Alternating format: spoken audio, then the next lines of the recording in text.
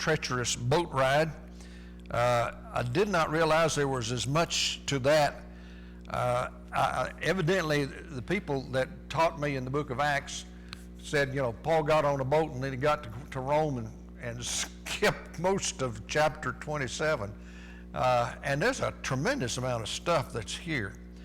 We'll talk about some ancient seamanship, the perilous journey, and then the shipwreck itself, and that's where chapter 27 ends. The highlights that we look at is Paul proceeds to go to Rome, his sailing for Rome, the storm at sea, and the shipwreck.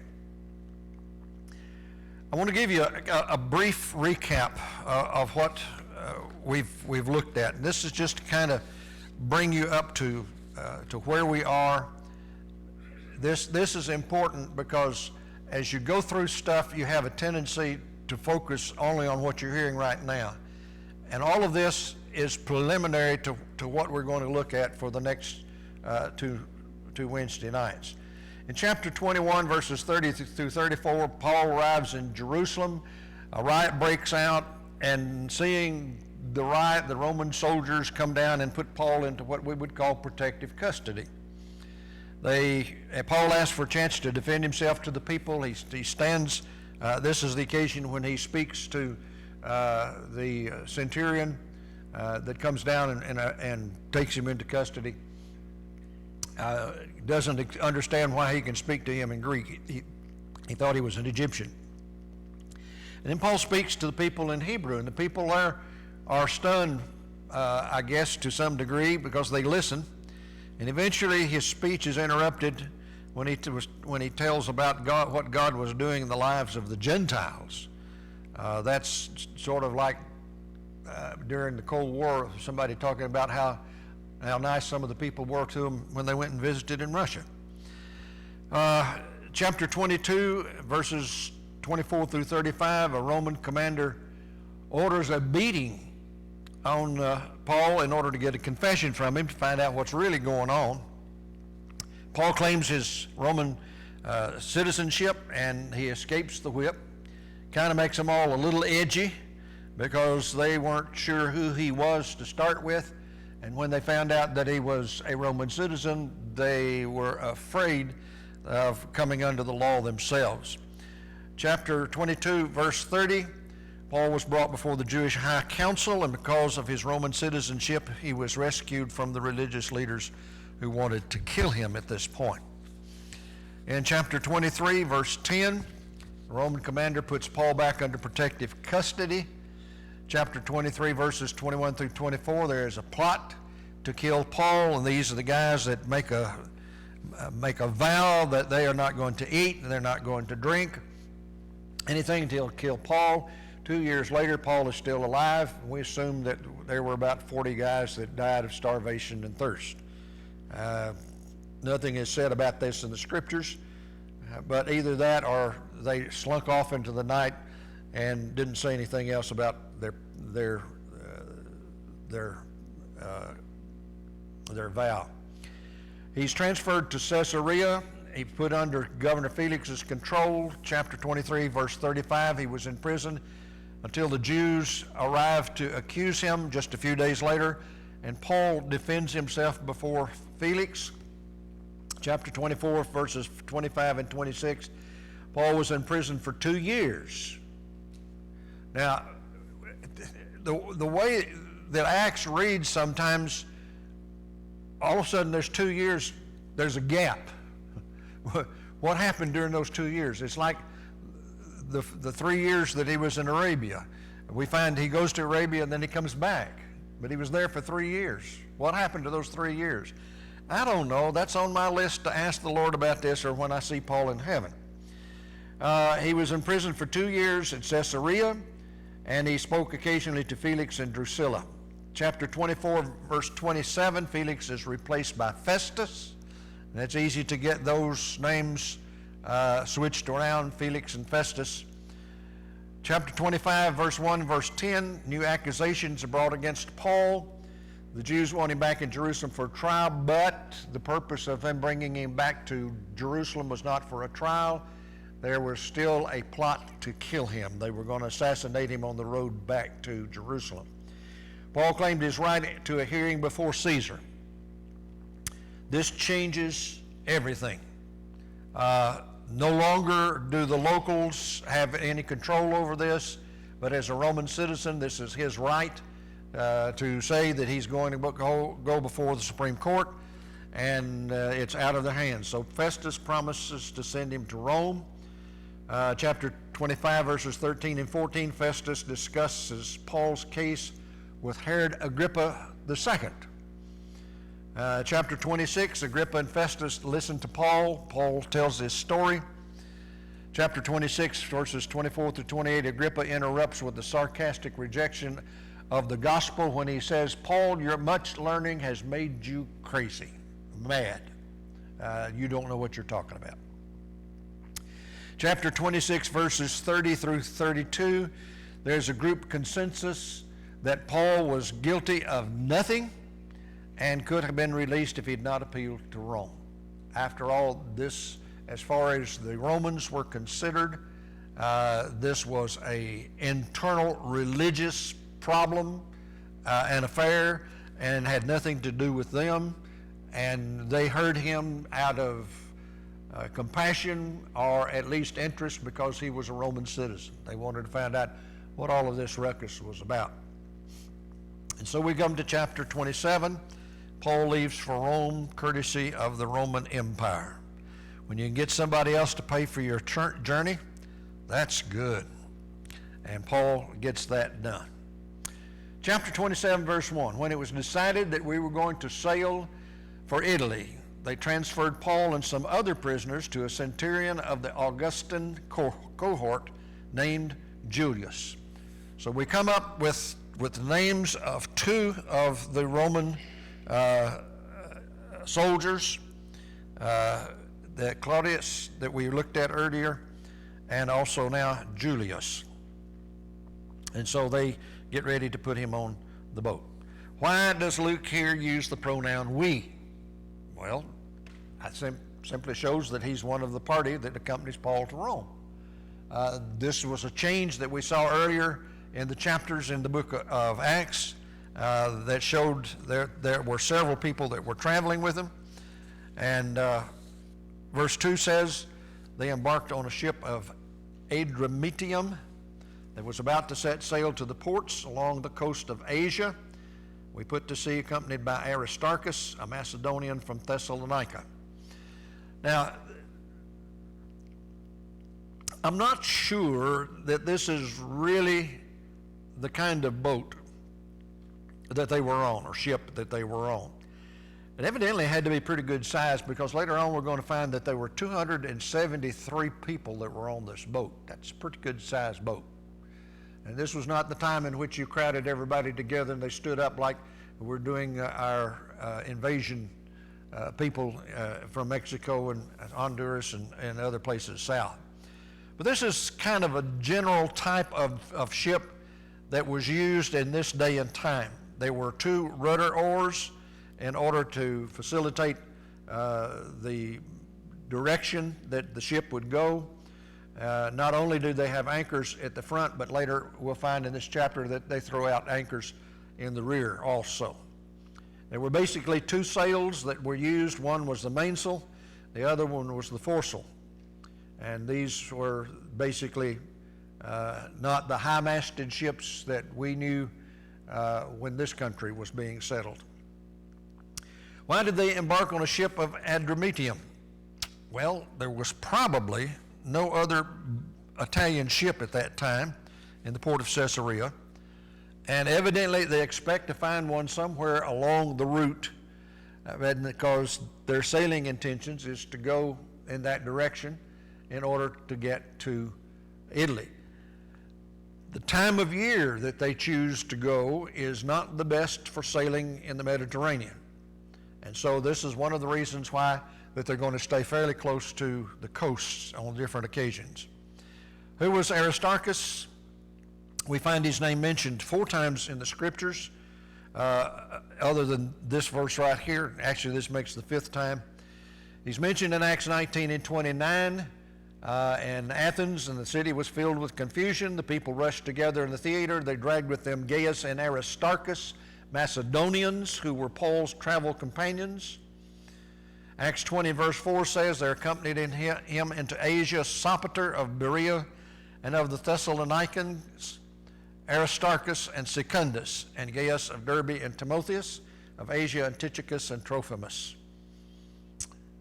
Got through all of those without stumbling. Pat myself on the head for that. This is kind of interesting. Chapter 20 identifies Aristarchus as being a Thessalonican, and chapter 19 says he's a Macedonian. The only thing that I can say is he probably is a Macedonian that goes to Thessalonica, and that's where Paul finds him. And that's probably explains the two differences. Colossians 4:10, he says, Aristarchus, my fellow prisoner, greets you, as does Mark, the cousin of Barnabas, concerning whom you have received instructions. If he comes to you, you welcome him. Philippians 1:23, Epaphras, my fellow prisoner in Christ Jesus, sends greetings to you, and so does Mark, Aristarchus, Demas, and Luke, my fellow workers. And these are the only times that Aristarchus is mentioned in the New Testament. In verse 3 says, the next day we landed at Sidon, and Julius treated Paul kindly and allowed him to go to see his friends to be cared for. Now, the green arrow shows you where Caesarea is. The red arrow shows you where they go to on Sidon. This is a one-day trip up the coast. This is a really nice map, except it's wrong. And I'm going to show you where it's wrong in just a few moments. According to the scriptures, this map is wrong. It's a beautiful map. It's well done, except for that one thing. Why would a prisoner be treated in such a very kind manner as Paul was? Simply because he was a very unique prisoner. He was a Roman citizen. There were no real charges against him, and he was under more or less what we'd call house arrest, and he was not a risk to lose from the care of the centurion. He wasn't a hardened criminal that would like to get away, knowing that when he got to Rome that he was going to be put to death. More likely than not, he had probably already figured out that when he got to Rome, they were just going to turn him loose. They'd hear his case, and that would be it. And he said, well, we don't have any jurisdiction over these religious matters. You're free to go. Putting out to sea from there, we sailed under the lee of Cyprus. Now, here's where the map starts being wrong, and it's because the winds were against us. Now, if you look very carefully, there is a blue line that indicates what this cartographer thought was correct, but he evidently does not know where the lee side of Cyprus is, which is the south side. I put a star here and here to remind you that this portion that is on the map is incorrect. Where they went was on the south side, the lee side of Cyprus, up to Myra on the Asiatic coast. And that's according to the scriptures. What does Luke mean we sailed under Cyprus? Meaning under this lee side, which is the south side of Cyprus, the side opposite to that in which the difficult winds were blowing. The normal flow of air at that time of year was from north to south, and it was a cold wind because it was coming from the north. Acts 21:3 notes the usual route around the island of Cyprus. We read this, and I think we dealt with this when we went through chapter 21. We came in sight of Cyprus, left it on our left. This was when they were heading to Syria. When you leave it on your left, then you're on what is called the lee side. And they landed at Tyre because the ship was to unload its cargo there. After this, we sailed across the sea that is off Cilicia and Pamphylia And we came to Myra in Lycia, and there the centurion found an Alexandrian ship bound for Italy and put us on board. Again, this route is wrong. This route is correct. They go to Myra, and then they move from there on to the west. Why would they change boats here? Evidently, the first boat wasn't bound for Italy, not immediately, and maybe they wanted to try to get further along before they either had to winter or before the weather got really terrible. But this boat that they changed to evidently is headed for Italy. Again, I bring up this map and I put in the route where they go sailing slowly for a number of days and arrived with difficulty at Cnidus as the wind was against us, and we sailed under the lee of Crete off Salmone. Sailing past it with difficulty, we came to a place called Fair Havens near the city of Lycia. This again shows you the route that they were taking. And all of this was to stay out of the wind. The winds were terrible. And this was not a good time of the year to be sailing the Mediterranean Sea. This is where Crete is. Fair Havens is about halfway across the island on the southern side of Crete. And since a lot of time had been lost and sailing was now dangerous because even the fast was already gone by, Paul advised them, saying, "Sirs, I see or I perceive that the voyage will be with danger and much heavy loss, not only of the cargo and the ship, but also of our lives." Why was sailing such a burden? Why was it so dangerous at this time? The stormy season was upon them. It was getting to winter. This was probably sometime in October.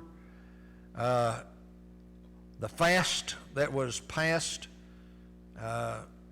was the annual feast of the Jews, held on the 10th day of the 7th month, Tishri, which is about the beginning of our October.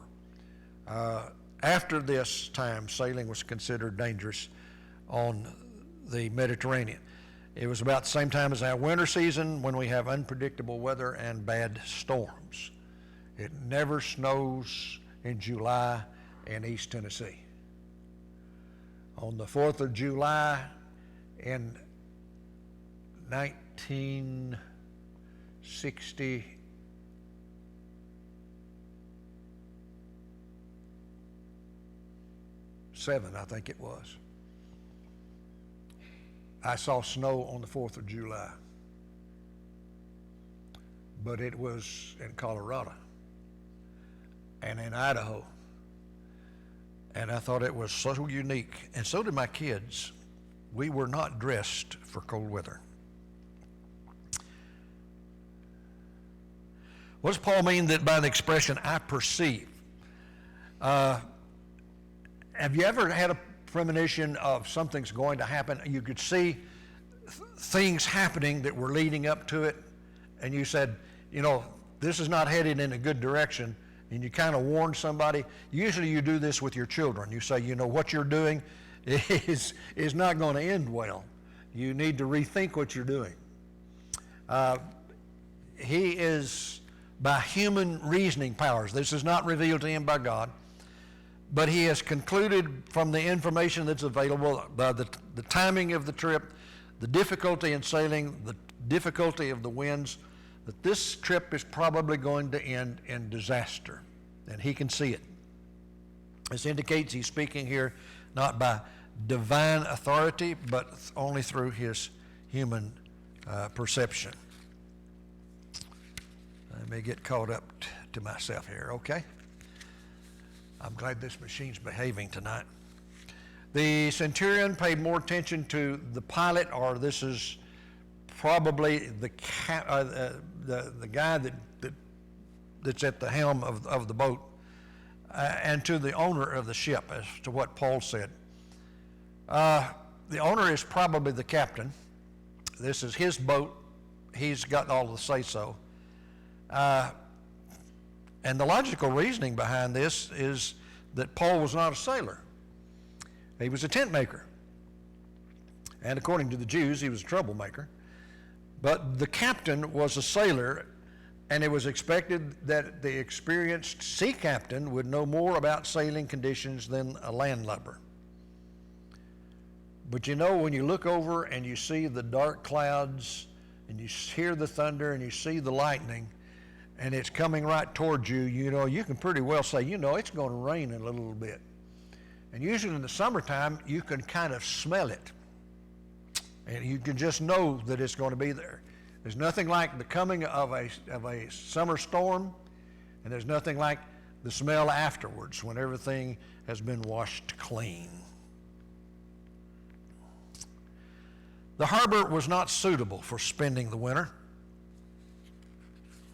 and the majority of those evidently on the boat, this would be of the passengers and probably the crew also, the majority was in favor of putting to sea from there on the chance that somehow they could reach Phoenix. Phoenix is also on the island of Crete. It's a little further west, has a better harbor than what Fair Havens did, and that they could spend the winter there, and it faced southwest and northwest. Okay, here is where Fair Havens is, in the center of the island of Crete, and here is where Phoenix is, and it's really nice on the map. It shows up real good. Phoenix is on the western end, and one of the problems is that Crete is a mountainous island, and when the winds get over the mountain, when they come down on the south side of them, it affects the ships on the ocean. When a moderate wind began to blow, they thought they could achieve their purpose, so they weighed anchor. They began to sail past Crete, close to the shore, but the wind drives them south to a small island called Clauda. The violent wind, called the northeasters, what we would call them, Euroclydon. They gave their winds unusual names. This rushed down from Crete. This is the wind that comes off the mountain.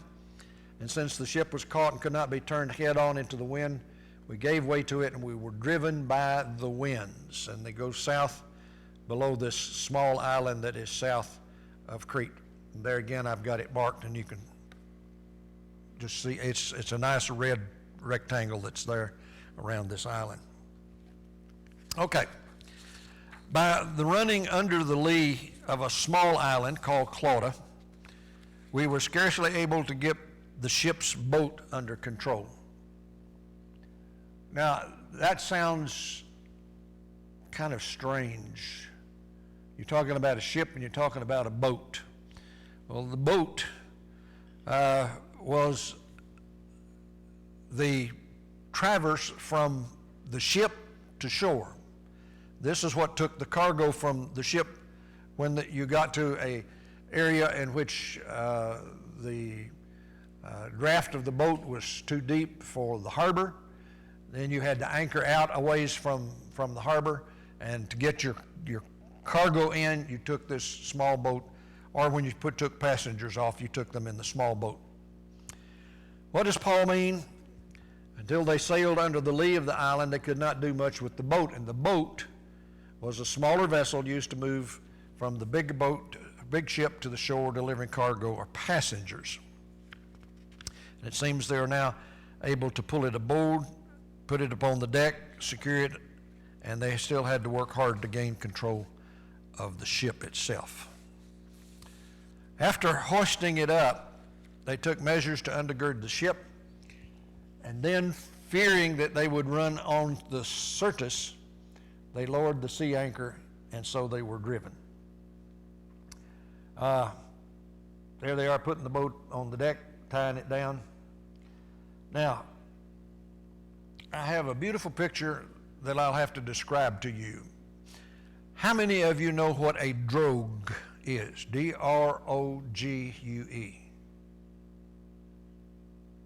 No sailors in here? Nobody in the Navy? A drogue is what is called a sea anchor. When your ship is in trouble and the winds are just tossing you about, you throw out a sea anchor. And what this is like a big canvas bucket. And you throw it out in front of your ship, and the purpose of it is to hold your ship into the wind, to keep it from being blown backwards. That's what this sea anchor does. I've got a beautiful picture here of a ship with the drogue or the sea anchor in it. It shows how that it's attached to the boat and what it does, and there's a color picture of a sea anchor that is there. And it's in blue and green seawater. And what quicksands did they fear? This is probably that which was called the Syrtis Major, which was on the northern coast of Africa. They felt like they were in danger of going to be blown clear across the Mediterranean Sea onto the coast of Africa itself.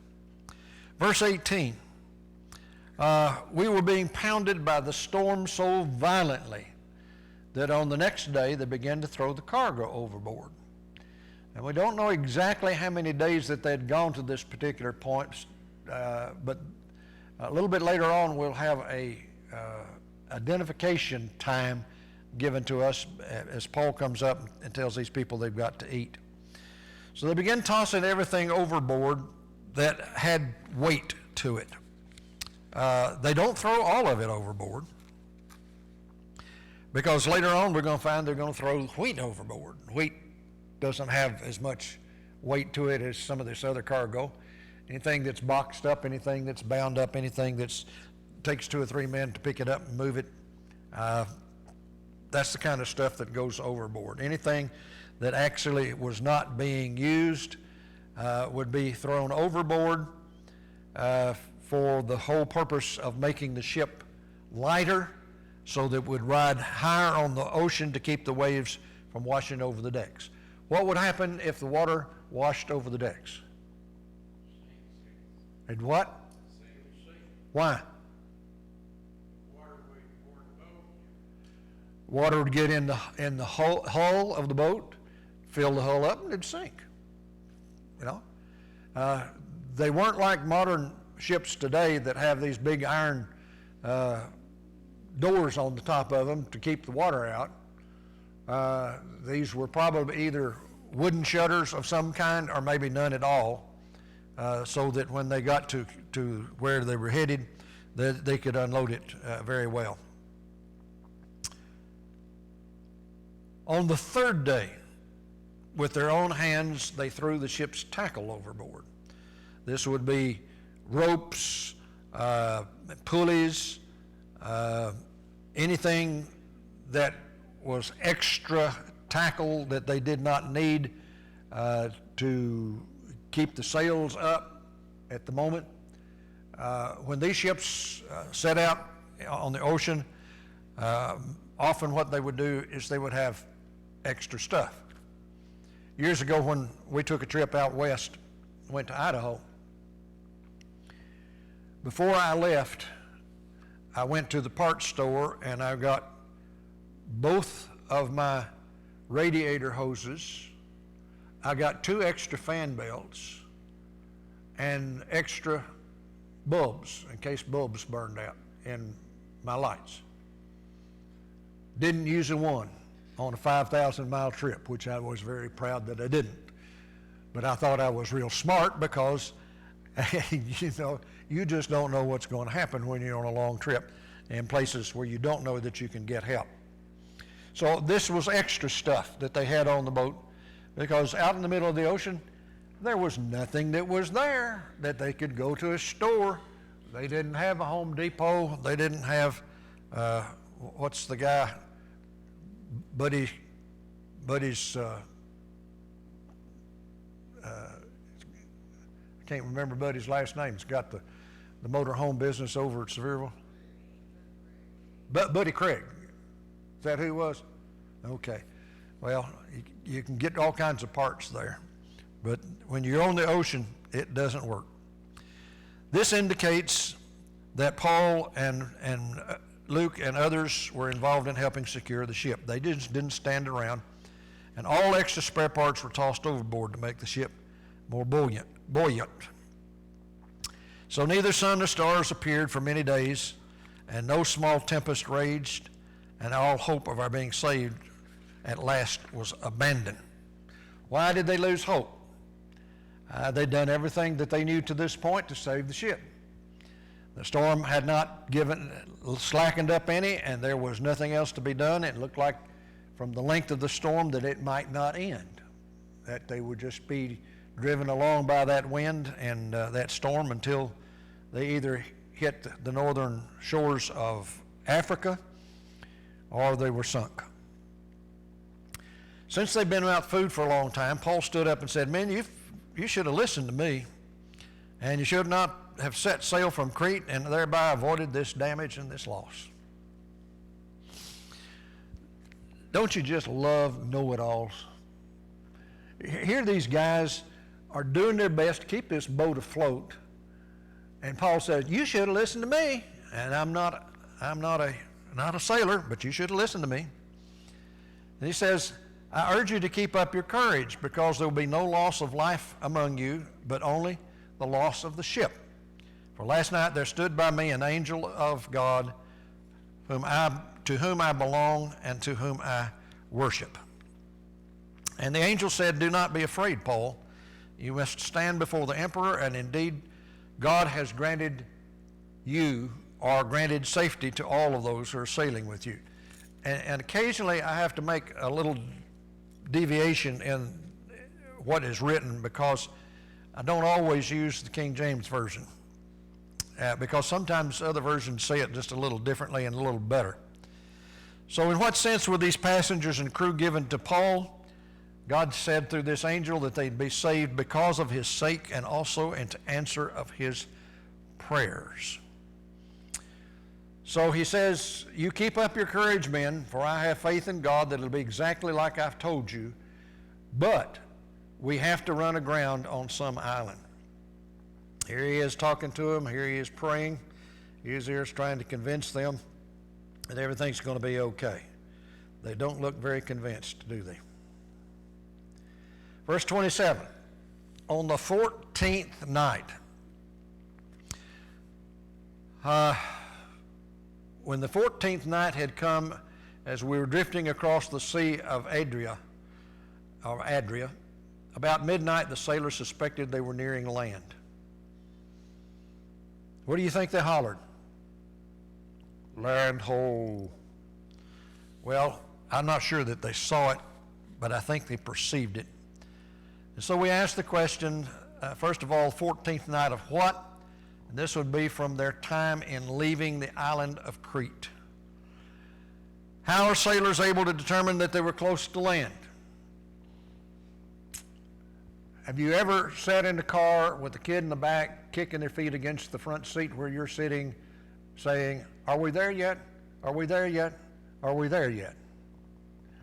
I had an occasion that two of my grandsons still remember, because they thought that their grandfather was going to beat them to death. We had picked them up to take them to our house for the weekend, and we were on the way back from Nashville, and they were sitting in the back seat. Two little boys, one about 6 and one about 7 or 8, not a whole lot of difference in their ages. And you know, those kids cannot keep from reaching over and smacking the other one, or pinching the other one, or poking the other. And you've heard this, "You're touching me, you're touching me." Well, this was going on in the back seat until one of them decided he'd spit on the other one. And spit he did. And what did brother do? "Do unto others as others have done unto you." He remembered that passage that doesn't come from the scriptures, and he spit on his brother. And there was a spitting contest going on in the back seat. And I told him, I said, "Boys, you're going to quit that, or I'm going to stop this car and I'm going to come back there and you're not going to like it." Didn't stop. And I pulled over to the side of the road, and I opened my door, and you could see the halos over their heads. And I don't believe either one of them has spit since. They thought they were going to get clobbered by Grandpa. Well, sailors perceive things. They may have heard breakers on the rocks of the beach. They may have been tossing a fathom line in to determine the depth of the ocean and simply found that it was getting shallower. And it may have just been a sense that sailors have of the sea and what it is to be close to land. So they took soundings. They found it was 20 fathoms. How much is a fathom? Huh? 6 feet, correct. There's somebody that's been in a boat once before. What does Mark Twain mean? It doesn't mean Samuel Clemens. Mark Twain is 2 fathoms. That's the second Mark. Mark Twain. That's where that sound comes from. That's where he got his name, because Samuel Clemens spent many years on a steamboat on the Mississippi River. And that's the way they checked the depth of the channels. They had what was called a lead line. They would throw this out, and when the lead hit the bottom, they'd check their line to see how deep that it was, and they'd call out the soundings on it. How was the bottom sounded? By tossing a weighted line into the water until it hit the bottom, and they counted the knots on the line that were tied at the prescribed intervals to measure the depth. Here are 2 fathom lines. Here is one. There is a tie-off on it at 2 fathoms, 3 fathoms, 5 and 7, and 10 fathoms. If you've got 10 fathoms, you've got 60 foot of water, you're really in good shape. 2 fathoms, 12 feet, that's still not bad. Your ship might draw 6 or 7 feet, so you still got about 5 feet left clearance at the bottom. And this is what a line actually looks like. It's called a lead line, and you can see the markers that are on it. Incidentally, on the line, the markers are different colors.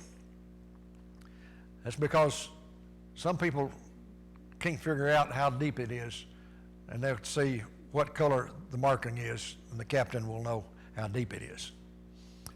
Okay, fearing we might run on the rocks, they let down 4 anchors from the stern and prayed for the day to come.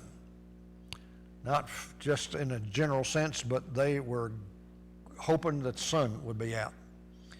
Why did they cast out so many anchors? Why didn't they cast them overboard earlier? One, first of all, this was a pretty good sized boat. It was called a ship. And due to the severity of the storm, they needed extra security and having more than enough just to hold them.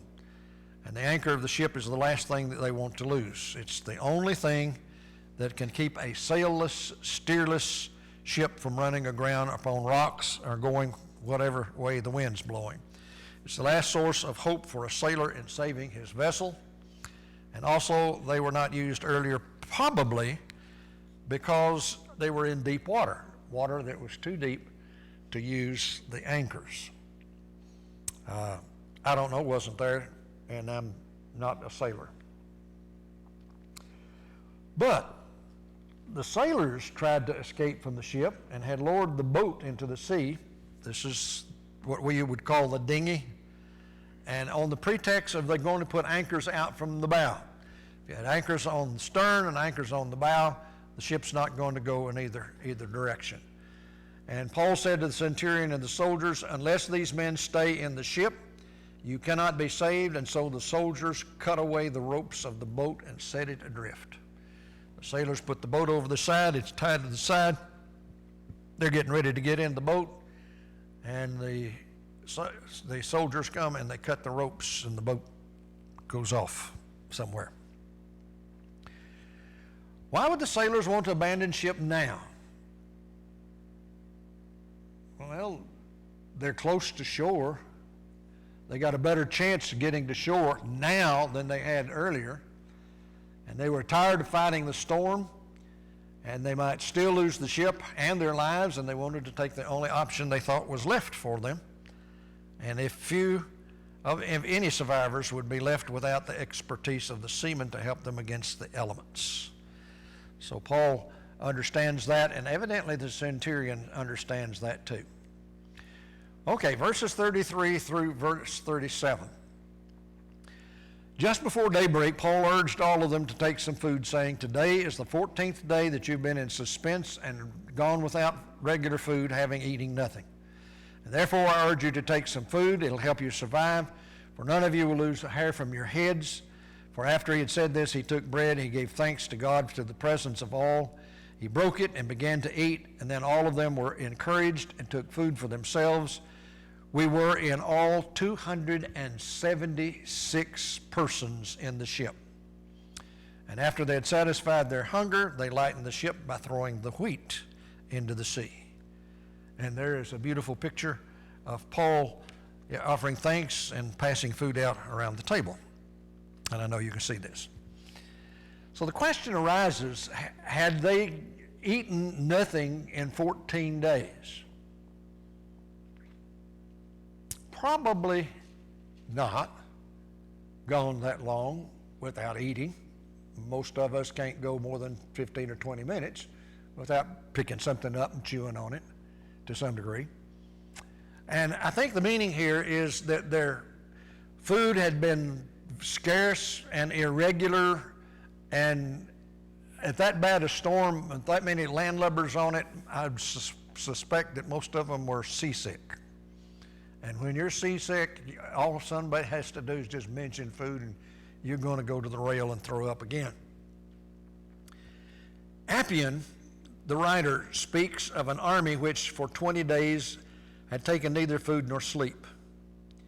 This almost falls into this category of the vow that these 40 men took, that we are not going to eat or drink until we kill Paul. And I think this expression, of course, is hyperbole, meaning that this is a general statement, but it's not specific, and it doesn't really mean anything specifically itself. Why did they now throw the wheat into the sea? Evidently, this was the last of the cargo that was carried by the ship, and the purpose was to make the ship sit as high on the water as possible to get as close to the shore as they could before the bottom hit the rocks under the surface of the sea. In all probability, the wheat may have been the most valuable part of their cargo, and that's why it hadn't been thrown overboard at this time. Secondly, because it was not of the weight of the other items that were being carried at this time on the ship that had already been thrown overboard. In the morning, they did not recognize the land, but they noticed a bay with the beach on which they planned to run the ship ashore if they could. And I've got a nice picture of a boat that is making toward the shore. So they cast off the anchors, they left them in the sea, and at the same time they loosened the ropes that tied the steering oars, hoisted the foresail to the wind, and they made for the beach. They were doing the best that they could to try to get there. There's a nice picture of them throwing the anchors overboard, getting rid of them. Why did they take up anchors? Well, the ship wouldn't move if they were still out. They were at the mercy of the sea. They did what else they could to make as safe a landing as they could. They untied the rudder so they could maneuver at least a little bit, and then hoisted the sail for wind power to move the ship toward the landing in the bay or on the beach. But something they could not see was in the way, and this was a reef. A reef is usually rocks, coral that surround islands, and usually are a wave barrier to some sort so that you can have a harbor.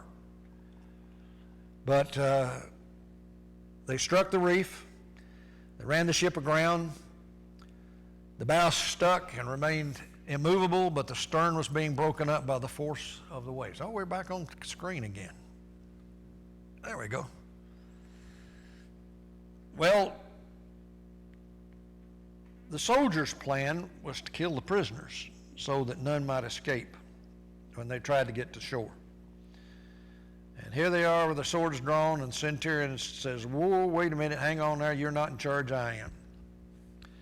Well, they would want to kill the prisoners because if they got away, if they escaped, they'd have to answer to the Roman government. Do you remember what happened with the Philippian jailer at the earthquake? And he thought all of his prisoners were gone. What was he fixing to do? He's going to fall on his sword. He's going to take his life. Why? That was a whole lot easier out than trying to deal with the Roman government.